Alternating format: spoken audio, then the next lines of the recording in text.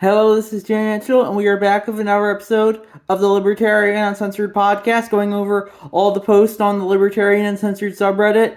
Let's get right into it. First, we have the Prime Minister of Israel using his office's official Twitter account to brag about influencing American state legislation to limit the free speech of American citizens. That's a post from Whittling Nan. That's a cross post from the Libertarian subreddit. And it's a tweet from the Prime Minister of Israel. It says it was also not for nothing that the American administration has taken this step together with us. In recent years, we have promoted laws in most U.S. states which determine that strong action is to be taken against whoever tries to boycott Israel. And that was from February 13th, 2020. And I said, not surprising, sadly, tons of outside actors, both from foreign governments and the supposedly private sector, seem to influence the U.S. government on the regular. Then we have, what do you think it would take for a third-party candidate to carry a state in the U.S. POTUS election? I posted that, and I said, last time it happened was George Wallace in 1968, with Ross Perot in 1992 being the closest since then. I personally think it's kind of impossible for the two-party system we currently have, but I do hope we can see it sometime soon. I personally wouldn't vote for RFK Jr., but a strong third-party showing could only be a good thing at this point. I personally would like to see no candidate obtain a majority of the electoral vote and throw the election to the House of Representatives for the first time since 1824, even if such happening would still probably lead to a duopoly candidate winning. And I said, thoughts. And then, and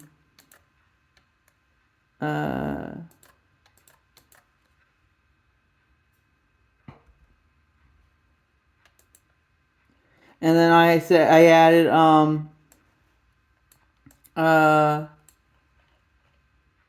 a side note, I think that the election of 1824 is one of the biggest reasons for the two-party system that we have in the U.S. currently. It showed that having a plurality of the electoral vote was meaningless if you didn't have a majority. So that's why I think we have the two-party system, because you need to obtain a majority of the electoral vote, not just a plurality of it. And then yeah. So then the next post we have is, thank you for Thomas Massey for voting against funding genocide and war crimes. And that's a post from International Silver One, and it's a link to 2 tweets from Thomas Massey. And his first reply is a reply to a tweet from AIPAC. He says the baseless smear is meant to tempt me into voting to send $14 billion plus $1 billion of your money into a foreign country. Please let AIPAC know that we are that we are broke and these taxes don't work on this congressman. And they also tweeted, AIPAC always gets mad when I put America first. I won't be voting for their $14+ billion in the shakedown of American taxpayers either. Let me let you think by replying to their post, dear intentionally misrepresenting my intent and the resolution I voted against. And I said, I'm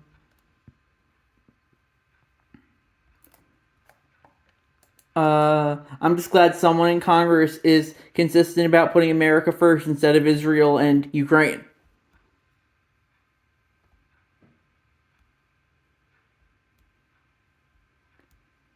I think Massey's logic is going to be used to justify sending funds at some point because, some say, it's not in the bill. And I said, if you look at number 7 on the bill, it says, 7 reaffirms the United States commitment to Israel's security, including through security assistance in accordance with the 2016 U.S.-Israel Memorandum of Understanding. And that sounds like the U.S. is going to continue to support justifying throwing endless money at Israel as a means of quote-unquote security assistance. And 11 on the bill says, stands ready to assist Israel if emergency rescue supply and ever security, diplomatic and intelligence supports. Kind of sounds like justification for throwing money at Israel as well. Then for the next post we have this sub is more like the guy on the right on the left day from my circle and that's crosswords from the Libertarian subreddit, separate education and state, and the Wojak on the right says separate school choice defends public schools, and he's crying, and the Chad Wojak on the right says public schools defund families, and I definitely think that's true, I would say. That's why we need to get the state out of education. We need to let education be, I think, a matter of the individual pursuits rather than a collectivist state pursuit.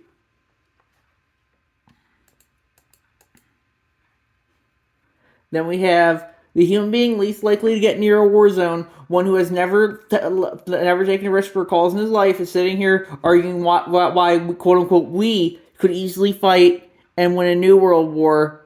So many cowards compensate for inner feelings of weakness by sending others to war, and that's from Glenn Greenwald on Twitter, and that was his reply to Noah Smith, who tweeted that this would be true if we fought them alone, but Europe is more than capable of handling Russia by itself if it chooses to do so, and Iran isn't really a threat to the U.S. at all. So really, this is just pointing out we need allies to beat China. And I said, agreed. All wars should be primarily defensive first and foremost. These days, the U.S. seems to be more interested in preemptive strikes, however. Some days it can be harder to be anti-war than others. Example, September 12, 2001 and December 8, 1941. But we must always stand for peace first and foremost.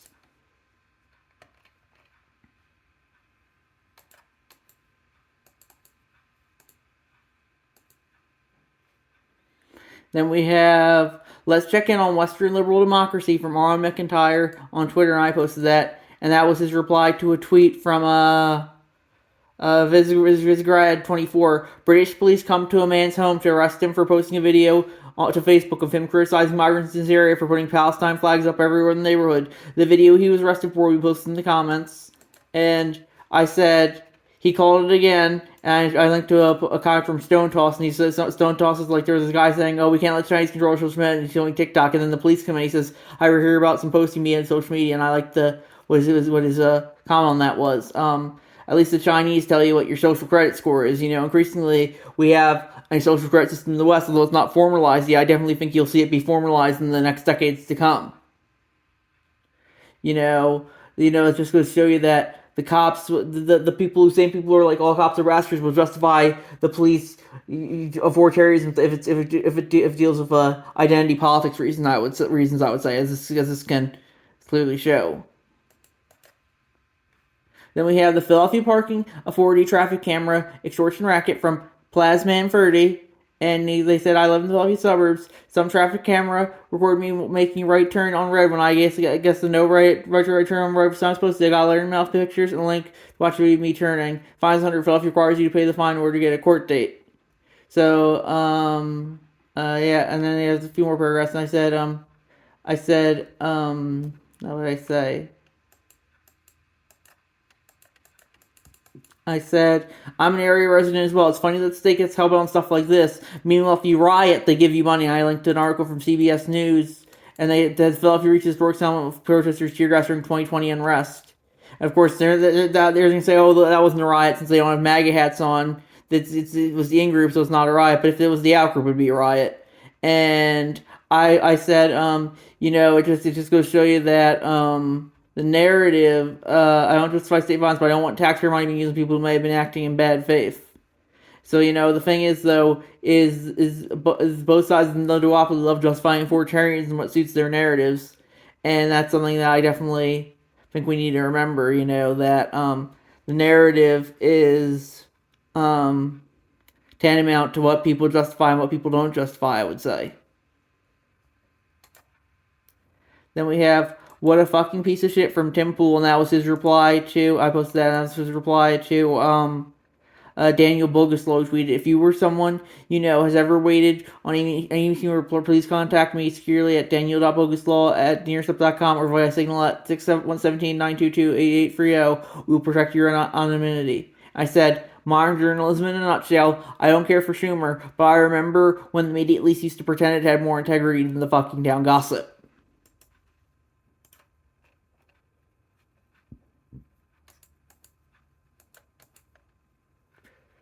Then we have, I think pretty much everyone can get behind this, and that's the comment from Baton 13. This is from Tom Magnus, says monsters, you are oppressing us, and you are oppressing us, and it's Godzilla and Kong. And I said, a lot of people here to hate both sides stuff, so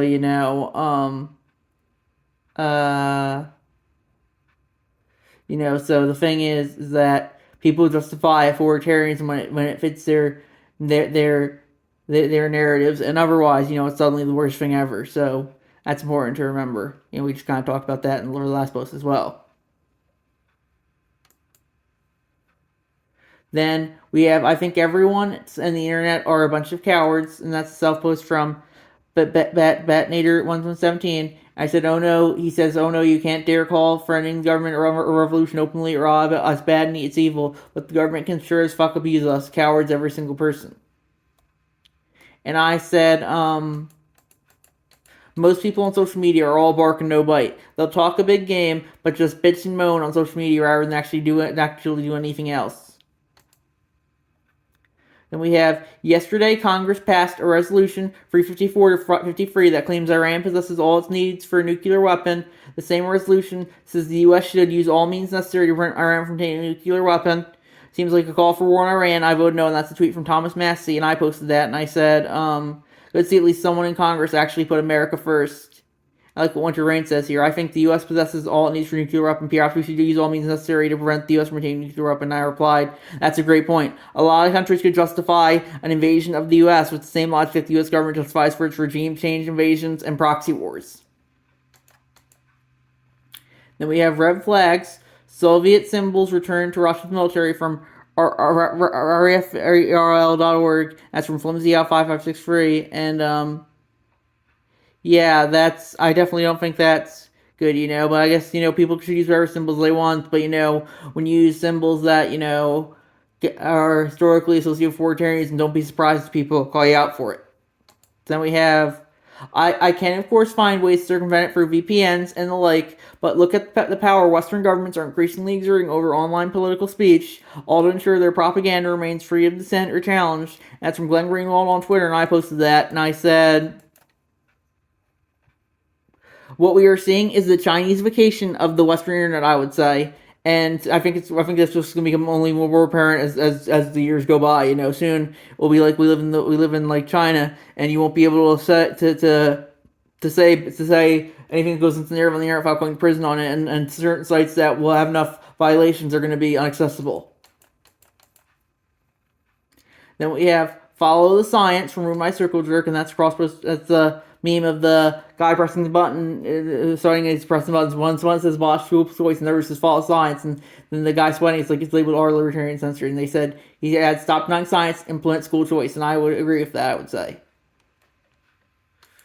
Next we have, if the lesser evil votes to fund genocide, then what is the point of voting for the lesser two evils? You're better off voting for Party Independent in 2024, and that's from International Silver One. That's a tweet from Jason Cole, Washington 02 Green Party candidate 2024, and I guess I would say that's correct. People will justify that you can't just be justifying voting for the lesser of two evils. You have to vote for whoever. If you want to do that, I guess you should be able to. But personally, I don't think that's the right way to go about it. And I would agree with Jason Cole there. Then we have Irish lawmaker calls out Western hypocrisy over Palestine's right to resist. You can legally defend yourself and your stuff, no issues, but when the Palestinian people defend themselves in their land homes, it's terrorism. Talk about massive double standard by the USA. That's another one from National Silver One. That's a video from the Palestine subreddit. And I guess I would agree with that, you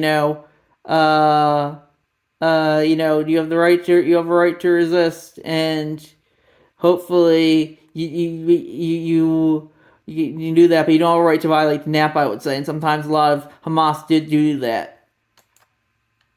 And then we have, instead of funding genocide, we could have elected legislators who would have used our tax money to help the disenfranchised and in poverty. We could have funded free healthcare and free housing for all the money we're giving to the Israeli government in taxes. That's for National Silver One, and it's I definitely would agree with that. I personally wouldn't justify throwing all that money around regardless, but I definitely would prefer if it was spent on the home front rather than on Israel or Ukraine. Then we have, this is not an endorsement of Candace Owens in any way, shape, or form, but I agree for a tweet on this, and that's a tweet from Candace Owens by International Silver One. She tweeted, no government where anywhere has the right to commit a genocide ever. There's no justification for a genocide. I can't believe this even needs to be said or is even considered the least bit controversial state. And I guess I would agree with that, yeah. Then we have all while the police was led by a former Nazi collaborator, and that's from Amazing Barracuda 496, and that's a meme from the History Meme subreddit. It's puts 30 to 40k Algerians peacefully protesting for Algerian independence, and then Death is the Paris police kidnapping and torturing thousands and killing hundreds of them in a pre-planned massacre and them covering up for decades. Remember the 17th of October 1961. And that just goes to show you that the government can get away with pretty much doing anything, and there's oftentimes nothing you can do about it. So that's why you need to stand where you still can, I would say, and speak while you still can. Then we have Republicans introduce bill to expel Palestinians from the United States from HuffPost.com by Whittling Dan. And I said, let's see, not good. We shouldn't expel non-NAT violators under any circumstances. And then the top comment is conservative brains are really good at dehumanizing people, never groups of people. And then 2,000 times Trump replied, do you just dehumanize a group of people? And I said, it's not dehumanizing what goes against the outgroup. That's what seems to be a lot of logic people use these days, you know. They say, oh, you can't dehumanize people, but then when they dehumanize the outgroup, always. So, you know, it just goes to show you how people are hypocrites when it comes to a lot of political stuff. Then finally we have the IDF has an intelligence unit made of personnel on the autism spectrum. They review aerial photography endlessly to identify changes on the ground. The IDF quite literally weaponized autism from Will Chamberlain on Twitter, and I posted that, and I said, what a world we live in. One of the top comments being sounds like 4chan, lol. You know, these are the same people who, the same people who accuse Israel of war crimes can't help but fawn over this display of vidpol, I would say. So, you know, that's just to show you another reason why people are hypocrites. They'll do whatever the narrative says, and if the narrative says vidpol good, even if Israel's bad, that might take precedence. So, I think we're gonna wrap it up there, and I'll see you guys in the next episode. Bye.